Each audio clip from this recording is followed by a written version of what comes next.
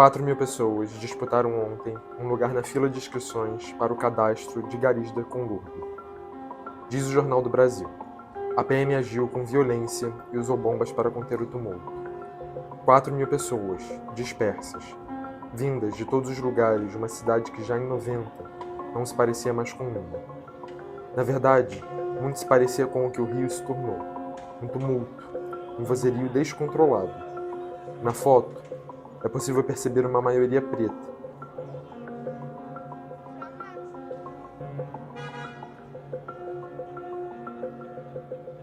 Eu vi essa foto pela primeira vez em uma aula de fotografia. Ela estava em um livro que reunia as fotos mais marcantes dos anos em que existiu o Jornal do Brasil. É interessante ela estar no livro. Acabou se constituindo como um retrato muito fiel do que são as classes, do que é o trabalho e do que é a violência. Porque mais importante que relatar os 4.000 aguardando ansiosamente pela vaga é dizer e registrar que 4.000 pessoas foram vítimas de violência policial durante as seletivas de uma vaga cuja função sempre for exercida pelos mesmos sujeitos.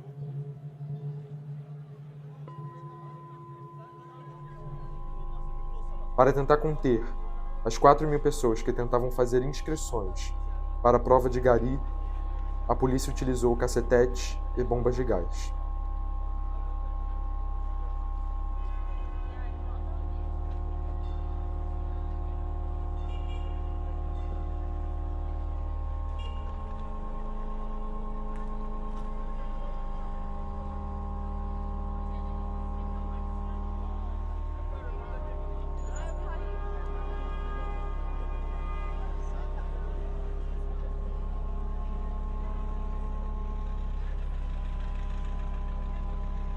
Mais abaixo, a notícia diz que boa parte dormiu na fila.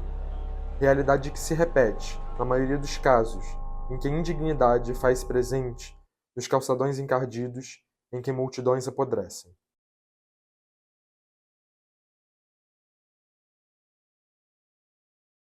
A terça-feira de carnaval no Rio de Janeiro amanheceu assim, com as ruas tomadas pelo lixo. Nas praias da Zona Sul, o excesso de lixo chegou a ser amenizado, mas em alguns pontos os turistas sofriam com a sujeira e com o mau cheiro.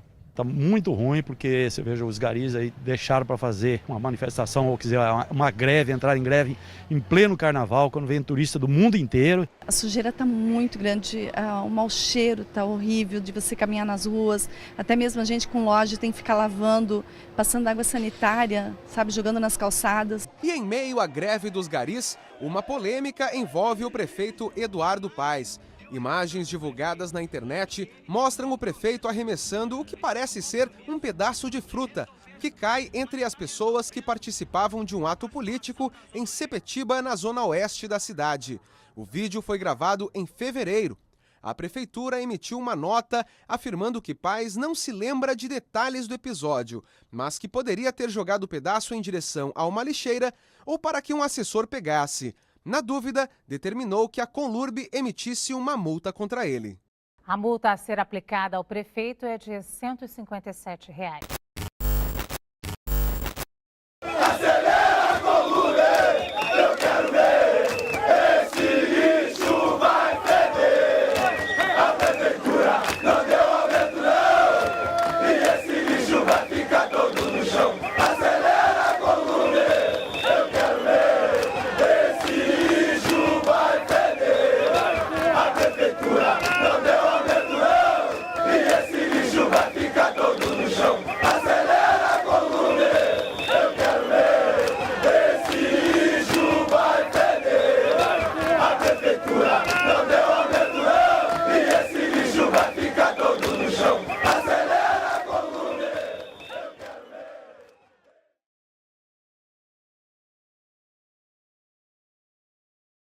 O trabalhador, quando ele começa a entender a sua verdadeira função, ele começa a entender que ele é importante pra caramba para a limpeza da cidade, que ele não é um sobrenome de um francês, com respeito aos franceses.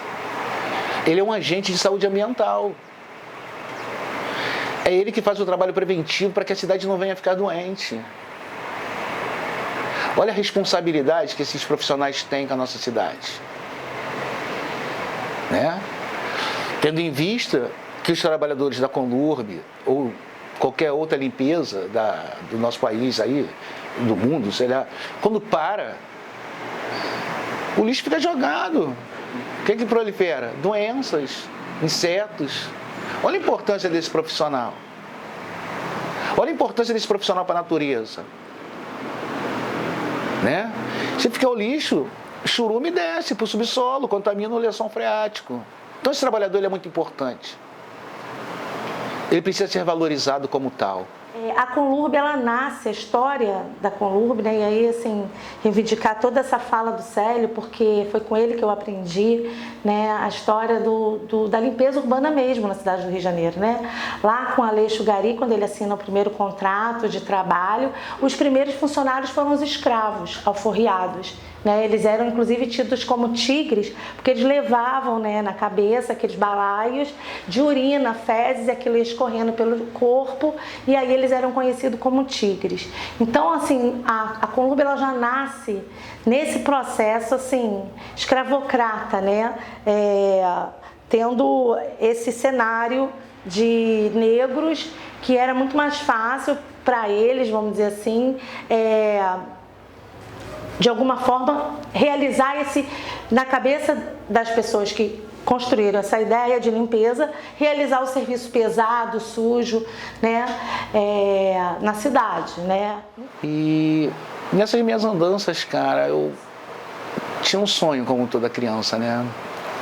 Muitos queriam ser jogador de futebol, outros astronautas, outros motoristas. Eu queria ser gari. Porque eu via o pessoal descendo o Morro da Mangueira, com o uniforme do gari e tal, sambando, alegre. Eu falava, pô, essa é a profissão que eu quero. Porque eu acreditava que o cara varria tal rua e acabava de ir para aquela rua e ir embora. Até porque o trabalhador ele interage muito, né, com a população. E eu realizei esse sonho de ser gari. Mas acabei vendo que ser gari não era aquilo que eu imaginava. Vi que o regime, o tratamento dado a esses profissionais é um tratamento escravocrata. No primeiro dia de março, aniversário do Rio e sábado de carnaval, a cidade amanheceu coberta de lixo. Depois de negociações frustradas, o Sindicato dos Garis decidiu que a categoria iria cruzar os braços. Em pouco tempo, ruas, pontos turísticos e bairros acumularam toneladas de lixo. Para evitar a ação de piquetes, a prefeitura chegou a fazer escolta de garis que não aderiram à paralisação. O problema do excesso de lixo nas ruas se intensificou com a greve dos garis, que estão paralisados desde ontem. O sindicato chegou a fechar um acordo com a Conlurb, prevendo um aumento salarial de 9%. No entanto, os trabalhadores discordam dos termos do acordo e afirmam que o sindicato não os representa. Não tem ninguém do sindicato, não tem líder. Tanto que não tem líder, que nós vamos montar uma comissão de vários trabalhadores, nós temos uma comissão de vários trabalhadores. A Conlurb considera a greve ilegal. Nós informamos ao sindicato que, uma vez fechado o acordo, todos os trabalhadores deveriam voltar às suas atividades normais. E aqueles que não cumprirem isso estão descumprindo uma determinação do sindicato, depois de ter fechado o acordo, e um compromisso com a cidade do Rio de Janeiro. E a gente não quer esse tipo de pessoa dentro da nossa empresa, e essas pessoas vão ser desligadas. No final de 2014, a gente percebe que o acordo firmado na mesa de negociação da greve, principalmente no que diz respeito à não retaliação dos grevistas, estava sendo descumprido pelo prefeito. E aí a gente retoma a mobilização. Então a gente faz um chamado dia 19 de novembro, se eu não me engano, para uma mobilização da cidade junto com os garis, né? A gente chamou todos os coletivos que estavam em junho, as assembleias populares, as categorias, tudo que ainda estava de alguma forma acontecendo, Ocupa Golfe, Ocupa Cabral. E aí a gente foi chamando, a gente fez uma mobilização importante da Candelária à Prefeitura, e aí os garis decidem em 2015 novamente voltar voltar à greve, né? Fazer uma nova greve, porque além desses descumprimentos de 2014, já tinha uma outra defasagem e, mais uma vez, o prefeito não estava querendo cobrir aquela defasagem. Então, os garis voltam ao centro da greve e aí, a partir a gente ganha de novo essa luta, a gente ganha de novo essa greve, e aí eu já estava na linha de frente da articulação, junto com os garis, com o Célio, e aí, no final dessa greve, o Eduardo Paes demite o Célio, né, e outros trabalhadores, mas em especial ele, que era essa liderança ativa, presente a todo momento junto aos trabalhadores. E aí, a partir daí, a gente decide que era importante seguir organizado e, na verdade, transbordar a organização da greve em algo mais concreto. E aí a gente pensa a fundação do Círculo Laranja a partir daí.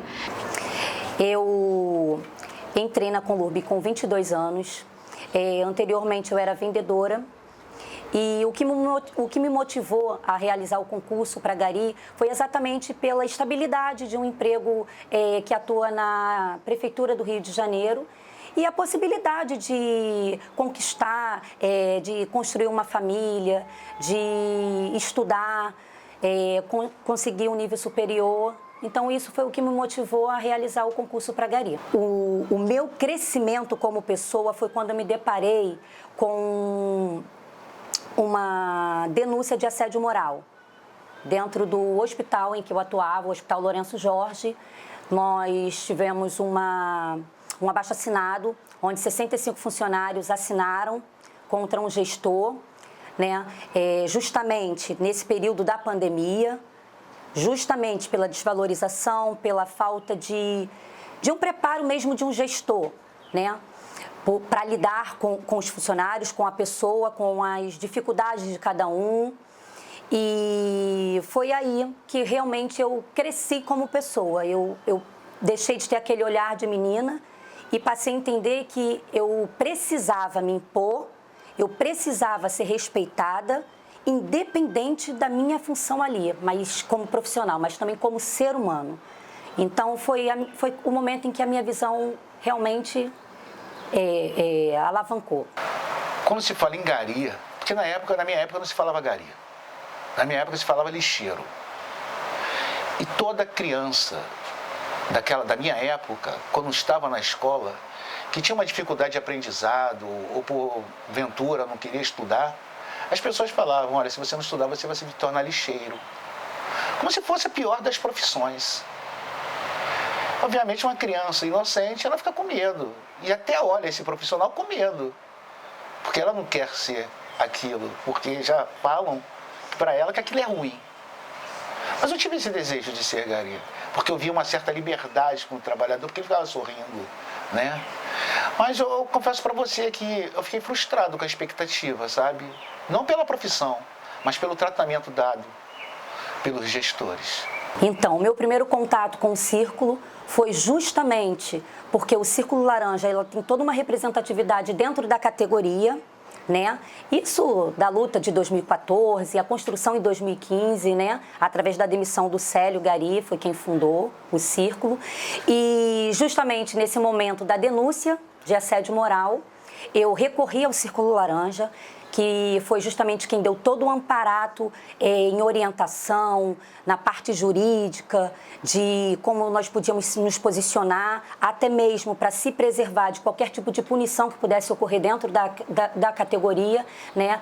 E foi isso, foi realmente o Círculo quem abraçou a nossa causa e nós saímos vitoriosos porque o gestor, na época, ele saiu do Hospital Lourenço Jorge, ele foi transferido, e veio um outro gestor, e ali nós realmente conseguimos aquele respeito em que nós buscávamos, entendeu? Então eu devo isso ao Círculo.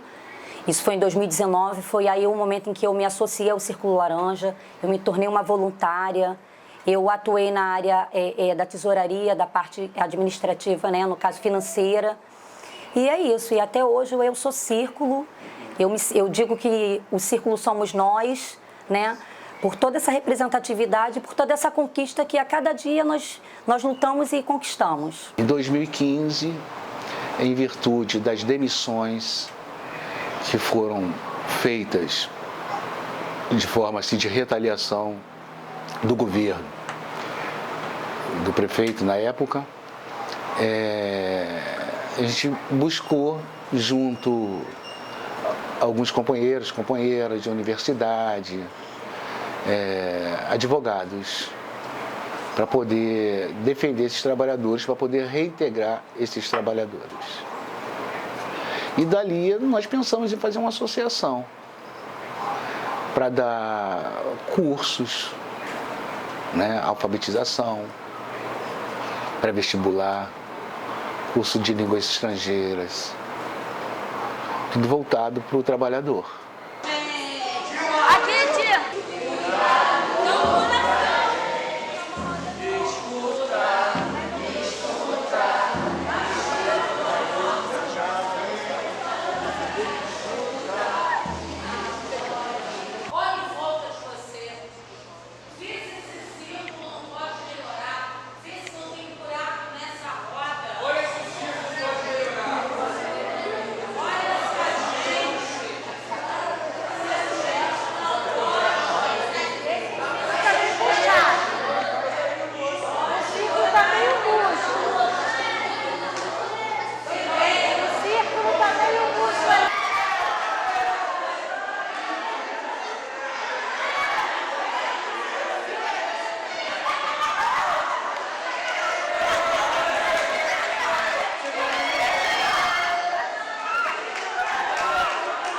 Realmente convencer eles a entrar na minha, né, e fazer os exercícios. Eles já falaram que não gostam muito de ler, então acho que o objetivo também é incentivar a leitura e a escrita. Por isso que a gente está fazendo esse exercício hoje. Mas já viram que tem bastante problema, muita gente reclamando do meu número de linhas, da história.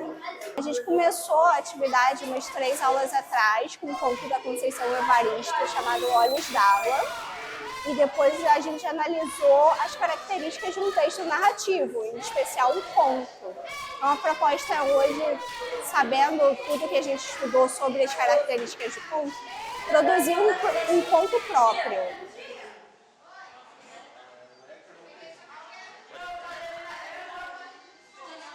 Alguns escreveram bastante, preferiram fazer a atividade sozinhos. Outros se juntaram em grupo para fazer. Tá bom, peraí, eu já vou olhar e conferir. Não, tem que conferir sim. Meu dia começa com eu acordando, tomando um café e indo para academia. E de lá eu dou uma estudada, preparo a aula que eu vou dar no dia e vou venho pra cá. Eu dou aula no pré-técnico. O círculo conheci através do amigo, como eu falei, e o que me chamou é porque ele é uma ONG, então eu sou voluntário. Logo, eu já fiz parte de ONGs, mas não como voluntário, como participante mesmo. Eu participei de um projeto lá em Oswaldo Cruz e foi o que fez eu passar para a universidade. Então, acho que é uma forma de eu também retribuir para a sociedade, onde eu cheguei e tal, e ajudar. O círculo são pessoas e o mais importante na minha vida é que pessoas são presentes. Vocês são presentes para nós do Círculo Laranja, num momento tão importante que vive o nosso país, um momento onde olhar para vocês, estar perto de vocês e ver que a gente pode esperançar juntos, que a gente pode ter sonhos juntos, que a gente pode realizar juntos, é transformador, é maravilhoso. Então acreditem nos seus sonhos, trabalhem escrupulosamente para realizar cada um deles e tenham nós, o Círculo Laranja, como seus amigos. Nós somos ponte para que vocês atravessem. Esse é o meu primeiro contato em sala de aula como professor regente. Então, já entrei em sala de aula, mas como estagiário, como um ajudante. Então, tá sendo meio difícil. Eu tô ainda pegando o jeito, ainda fico meio tímido, meio nervoso com a situação. Mas eu tô amando. Meu sonho sempre foi dar aula e tá sendo uma experiência ótima, maravilhosa. Às vezes tem muito estresse, às vezes não. Todo dia tem estresse. Mas é uma coisa que eu gosto. Vamos lá. Quais são as informações do programa DAP? Quais são as informações do programa DAP? Eu ser uma pessoa tímida e estar numa sala de aula, regendo uma turma e tendo que lidar com 30 alunos de uma vez só, que são pessoas diferentes, e ensinar a eles, sendo que são pessoas diferentes. Então, como que eu posso pensar numa aula em que todos entendam? E eu espero, sinceramente, contribuir para essa educação que rompe o muro mesmo, né? Que é o nome do projeto Rompendo Muros, o projeto de educação, que vai além daquela educação conteudista, de decoreba, de ficar decorando as formulinhas, enfim. Vai além do vestibular, vai para uma questão que rompe os conteúdos, mas que questiona, que transforma, uma educação transformadora mesmo. Eles sabem que enquanto eles mirarem na base da emancipação enquanto ser humano, eles vão ter o controle da sociedade. Foi o que a colega disse, né? Entendeu? É mirar na trabalho de base. Foi o que a Fernanda falou, eles estão mirando exatamente o quê? Vamos tirar o salário de quem poderia se engajar nessa causa, de quem vive essa causa, porque nada melhor do que vocês que são professores, alunos do ambiente mais, né, vamos dizer assim, mais denso, né? Você vendo ali quem viveu o governo Bolsonaro, como eles viveram nessa questão de estar com a corda no pescoço, vai fechar, vai cortar a verba. Vocês têm uma voz melhor do que ninguém para testemunhar isso pra gente. E você ter o governo, você ter o poder público toda hora te confrontando, te botando medo, te ameaçando de que você, lutando pelo direito das pessoas terem acesso à educação, a terem um futuro e melhorar a nação, vocês estão perdendo. Vocês vão perder o salário, vocês vão perder o bônus. Então assim, olha, o caminho do futuro é andar para trás. É basicamente essa mensagem que eles dão para o profissional da educação, para o profissional que se preocupa com investir em jovens, entendeu? Investir em pessoas. Entendeu? E normalizar a ideia de que educação é igual a nada. O negócio é trabalhar, é entrar numa terceirizada, é virar peão de obra. A gente vai virar o filme do Chaplin, todo mundo lá. Massa de manobra. E aqui a gente tem uma responsabilidade muito séria em tornar esse aluno ser pensante, ser crítico, ser ouvido. E era aquilo que eu acredito. Eu acredito que a educação ela assim, é uma coisa séria, onde você oportuniza a todos ter o seu espaço, a sua colocação. Às vezes eu me pego assim, gente, eu faço plano de ação, eu faço planejamento, eu preparo vestibular, é simulado. Se eu faltar, eu tenho que comunicar. Não é a coisa solta, é uma coisa extremamente séria. Por quê? Porque há um carinho por esse aluno, há o desejo que esse aluno cresça, que ele tenha o espaço dele garantido e que nós sejamos o meio desse caminho, a oportunidade que eles alcancem esse objetivo. Tudo bem pela questão econômica, mas por uma questão de se reconhecer, por uma questão de saber que eles são sujeitos, que a história ela não é feita só por um Estado que parece que é algo que está fora da sociedade. O Estado é a sociedade é o Estado. Até porque a gente defende uma educação libertadora. Né? E essa educação libertadora, ela passa todos os saberes. Né? Todos nós temos os nossos próprios saberes. A vivência de cada um já é um saber, já é um conhecimento. Pode não ser o conhecimento formal, pode não ser o conhecimento bancário, né? Daquela educação bancária onde o professor vai te passar o conteúdo e você vai aprender. Não é essa a nossa proposta. A nossa proposta é a troca entre professores e alunos, entre voluntários e assistidos, até porque nossos alunos também são nossos voluntários, eles estão em outros núcleos, eles participam de alguma outra forma. Como é que está a movimentação lá da tua escola? Está muito ruim, já tem aula, já tem uma semana. Hoje não teve, amanhã não vai ter. Mas os professores aderiram? Sim. O que você acha disso, de você não estar tendo aula e os professores terem aderido? Eu acho muito bom.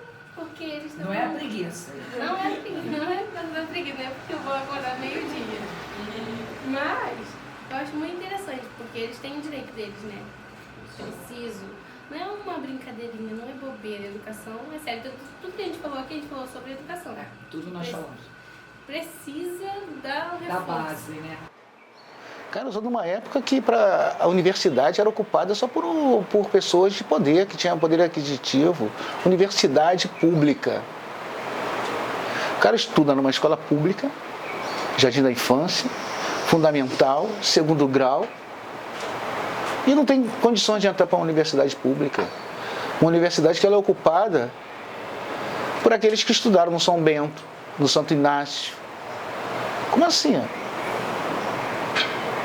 Espero que numa próxima geração bem próxima aí, ou do futuro, não precise ter círculo laranja.